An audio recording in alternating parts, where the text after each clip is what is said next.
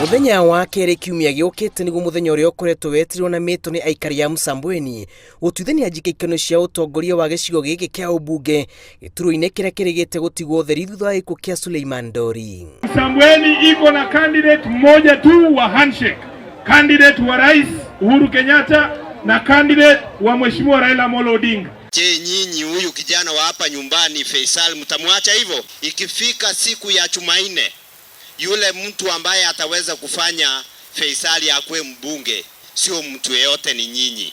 Leo sisi Mvuri anazunguka sehemu yote, anazunguka kwa Msambweni nzima kuwaeleza wananchi mliyemchagua kuwa yeye pendekezo lake ni Faisal, kwa sababu anataka kuendeleza kazi, asaidiane na Faisal, Msambweni iende mbele. Ateteri ya gĩturwa gĩkĩ makoretwo ihenyainĩ rĩa kũinĩkĩrĩria kambĩini ciao kũrũmĩrĩra mĩtaratara ya komishoni ya ithurano na mĩhaka IEBC nditimũrano-inĩ iria ciamĩrĩirie ndũgamo cia kĩũteti gatagatĩ-inĩ ka gavana wa Kwale Salim Mvurya na mũrunawe wa Mombasa Ali Hassan Joho. O mũndũ arũmĩtie mũcibi Njohero kũharĩra kura mũhũranĩri wake. Kwa sababu nyinyi mmenisikiza, sasa kumekuwa na sarakasi.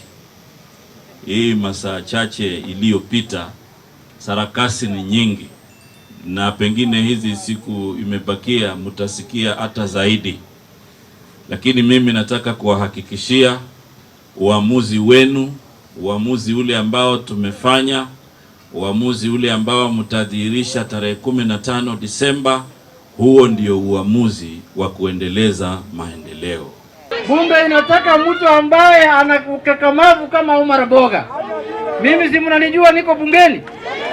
Msambweni inastahili heshima, na Mheshimiwa Omar Idi Boga atatuletea nini? Heshima. Mũthenya wa mũico wa kambĩini, Mvurya atuĩkanĩtie gĩcigo kĩu na makĩria ma ambunge 60 kuha mũingĩ ũkanathura mũhũranĩri na tigiti wa mũndũ kĩũmbe Faisal Abdalla. Rĩrĩ nake mũnini wa mũtongoria wa kĩama kĩa ODM Hassan Joho atongoretie makĩria ma ambunge 10 na maseneta mĩcemanio-inĩ ya mũingĩ makĩhũrĩra ndebe mũhũranĩri na tigiti wa ODM Omar Boga. Leo nimekuja hapa kuwapatia matumaini kwamba kila kitu inawezekana, bora ni nia tu.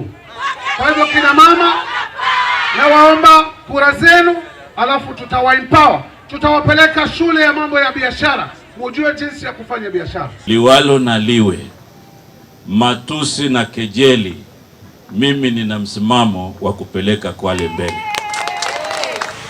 Kwa hivyo nikitoka hapa, mimi nikirudi, naenda kuwaambia Wakenya kwamba nyinyi watu wa Msambweni mmekataa katakata kudanganywa tena na ODM, na mnasimama na haki yenu kumpigia huyu kijana kura awatumikie nyinyi, lakini sio kutumikia chama.